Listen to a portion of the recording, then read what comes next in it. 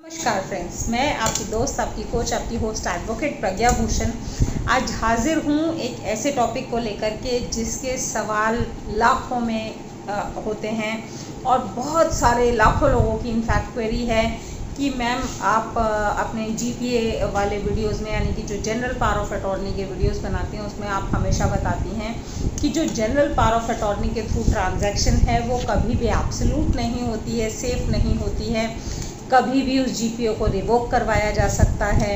और दिल्ली में जो रजिस्टर्ड सेल डीड के साथ प्रॉपर्टीज़ मिलती हैं वो बहुत महंगी होती हैं। तो ऐसे में गरीब आदमी कहा जाए वो कैसे प्रॉपर्टीज़ खरीदे दिल्ली एनसीआर में, ख़ास करके दिल्ली में, और उसके लिए क्या एवेन्यूज़ खुले हुए हैं, वो अपनी सेफ ट्रांजैक्शन के साथ साथ दिल्ली में सस्ती प्रॉपर्टी कैसे ले सकता है। तो दोस्तों आज इसी सवाल का जवाब देने वाली हूँ। अगर आप फर्स्ट टाइम मेरे चैनल पे आए हैं तो इसे फटाफट से सब्सक्राइब कर लीजिए ताकि इस तरह की यूज़फुल वीडियोस आपसे मिस ना हो। बेल आइकन ज़रूर प्रेस कर लीजिएगा ताकि मेरे हर नए वीडियो का अपडेट आप तक इमीडिएटली पहुँच सके, नोटिफिकेशन आपको मिल सके।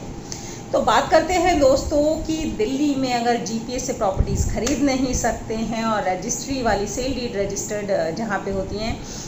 जो ऑथराइज्ड कॉलोनीज़ हैं, जो रेगुलराइज्ड कॉलोनीज़ हैं, वहाँ की प्रॉपर्टीज़ बहुत महंगी है। तो गरीब आदमी क्या करे, वो कहाँ जाए, वो कहाँ पे प्रॉपर्टी खरीदे। तो दोस्तों दिल्ली के 40 लाख रेजिडेंट्स के लिए खुशखबरी है। जो हमारी भारत सरकार है वो ऑलरेडी लॉ पास कर चुकी है जो कि लॉकडाउन के दौरान में आया था। वैसे लॉ तो 2019 में पास हो गया था, लेकिन जो इस पे एक्टिविटी शुरू हुई थी वो जब पहला लॉकडाउन लगा था तब शुरू हो चुकी थी ऑलरेडी, और अब काफ़ी तादाद में रजिस्ट्रियाँ भी हो रही हैं। और वो जो लॉ था वो था National Capital Territory of Delhi recognition of property rights of residents in unauthorised colonies bill 2019। जी हाँ दोस्तों, जो हमारे अर्बन डेवलपमेंट मिनिस्टर हैं हरदीप पुरी जी, वो ये उन्होंने लोकसभा में इस बिल को पास करवाया था। और इस बिल के अकॉर्डिंग दिल्ली में जो वो कॉलोनीज़ हैं जो करीब 1700 के आसपास हैं जो रेगुलराइज्ड के लिए लिस्टेड थी बाय डीडीए, लेकिन आज की डेट में अभी भी वो अनऑथराइज्ड कॉलोनीज़ हैं। ऐसी कॉलोनीज़ में जो लोग रहते हैं वो अपने पोजेशन के बेसिस पे या उन्होंने जो उस घर को लेने के लिए पैसा दिया होगा, अगर उनके पास उसका कोई प्रूफ है, उसके बेसिस पे अपनी जो प्रॉपर्टी है उसकी रजिस्टर्ड कन्वेंस डीड करवा सकते हैं। जी हाँ दोस्तों, डीडीए जो है, डीडीए से ये प्रावधान लागू हुआ है, यानी कि दिल्ली डेवलपमेंट अथॉरिटी से, जहाँ पे आप कुछ पेमेंट करके और ऑब्वियसली जो रजिस्टर्ड डॉक्यूमेंट कराएंगे उसकी जो आपको स्टैम्प ड्यूटी और रजिस्ट्रेशन फीस देनी है उसका एक नॉमिनल खर्चा है। सिर्फ थोड़े से खर्चे से आप रजिस्टर्ड कन्वेंस डीड या फिर रजिस्टर्ड ऑथराइजेशन स्लिप डीडीए के माध्यम से करवा सकते हैं। जिसके लिए पहली जो रिक्वायरमेंट है वो ये है कि जिस प्रॉपर्टी की आप रजिस्ट्रेशन अपने नाम पे करवाना चाहते हैं वो प्रॉपर्टी उस अनऑथराइज्ड कॉलोनी में होनी चाहिए जो कॉलोनी लिस्टेड है डीडीए के द्वारा रेगुलराइज होने के लिए। दूसरा जो उसका रिक्वायरमेंट है वो ये है कि वो प्रॉपर्टी आपके पोजेशन में होनी चाहिए, आपका कब्जा होना चाहिए उस प्रॉपर्टी पे। तीसरा जो रिक्वायरमेंट है, आपको पिछले कोई भी डॉक्यूमेंट्स, जैसे कि हम बार बार कहते हैं कि 2002 के बाद कोई भी ट्रांसफ़र जो प्रॉपर्टी का होता है उसके लिए डॉक्यूमेंट रजिस्टर्ड होना ज़रूरी है। तो ये खुशखबरी भी है कि अगर आपके पास कोई भी डॉक्यूमेंट है उस प्रॉपर्टी से रिलेटेड, चाहे वो रजिस्टर्ड है या फिर अनरजिस्टर्ड है, रजिस्ट्री नहीं हो पाई है उस डॉक्यूमेंट की, चाहे वो आपकी जीपीए एटीएस विल है या रिसीट है, वो डॉक्यूमेंट आपको दिखाना है साथ में इस प्रूफ के साथ कि उस प्रॉपर्टी के लिए आपने पैसा दिया था। तो ये 3 रिक्वायरमेंट्स अगर आपके पास हैं तो डीडीए वेरिफिकेशन करती है जिससे ये साबित हो सके कि आप उस प्रॉपर्टी के पोजेशन में हैं और आप उस प्रॉपर्टी के पैसा दे करके आपने उस प्रॉपर्टी के अपने नाम पे डॉक्यूमेंट्स करवाए थे, चाहे वो रजिस्टर्ड है या नहीं है, doesn't matter.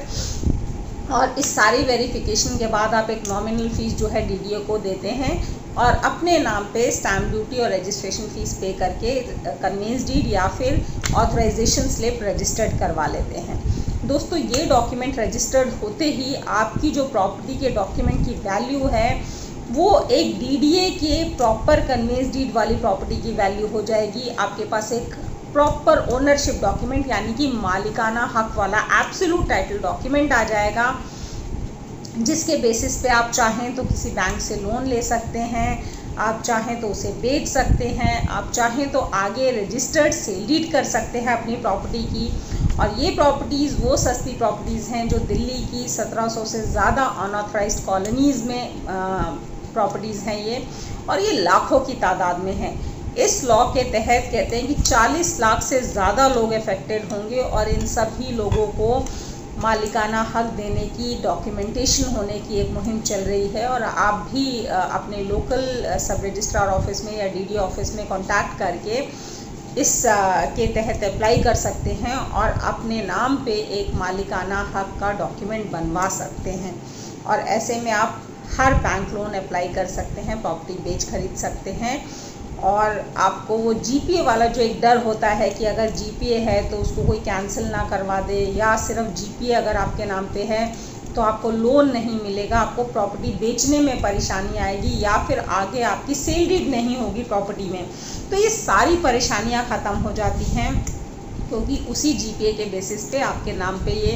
Registered convince deed या फिर रजिस्टर्ड ऑथराइजेशन स्लिप आ जाती है, और उसके बाद आप अपनी प्रॉपर्टी की प्रॉपर सेल डीड करवा पाते हैं। दोस्तों, एक और बात की कुछ लोगों को कन्फ्यूजन होती है कि अगर रजिस्टर्ड कन्वेंस डीड है तब तो वो एक कन्वेंस डीड वाला डॉक्यूमेंट है जो कि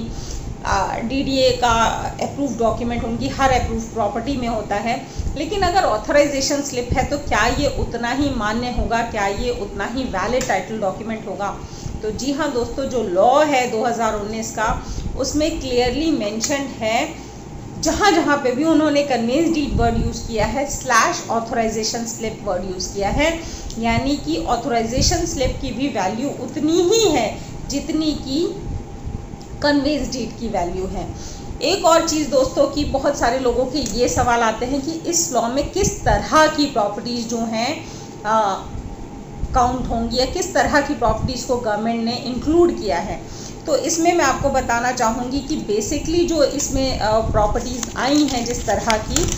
उसमें मेनली जो ग्राम सभा की ज़मीनें थी दिल्ली और उसके आसपास के गाँव में, उनको इंक्लूड किया गया है। जो लैंड सरकार द्वारा एक्वायर हो गई थी लेकिन उसका कॉम्पनसेशन पे नहीं किया गया था, या फिर वहाँ पे बहुत ज़मानों से कॉलोनियाँ बस गई थी, वो वाली लैंड्स हैं। फिर जो खेती की ज़मीनें हुआ करती थी जिन्हें एग्रीकल्चरल का दर्जा दिया है, इसलिए वहाँ पे मकान अलाउड नहीं थे, रेजिडेंशियल प्रॉपर्टीज़ अलाउड नहीं थी, पर वहाँ पे अनऑथराइज्ड कॉलोनीज़ बस चुकी थी। तो ऐसी ज़मीनों की अब कन्वेंस डीड की जा रही है ताकि आपको मालिकाना हक मिल सके। इसके अलावा प्राइवेट लैंड्स हैं काफ़ी सारी जिन्हें ऑथराइजेशन स्लिप और कन्वेंस डीड इशू किया जा रहा है जिन प्रॉपर्टीज़ पे, और कुछ ऐसी ज़मीनें जिसमें किसी एजेंसी ने एक्वायर किया था लेकिन उसका कॉम्पनसेशन कभी पे ही नहीं किया था, तो उन प्रॉपर्टीज़ में भी अब कन्वेंस डीड या ऑथराइजेशन स्लिप्स इशू की जा रही हैं दोस्तों। और ये डीडीए की जिम्मेदारी है कि वो चेक करें कि ये जो पूरा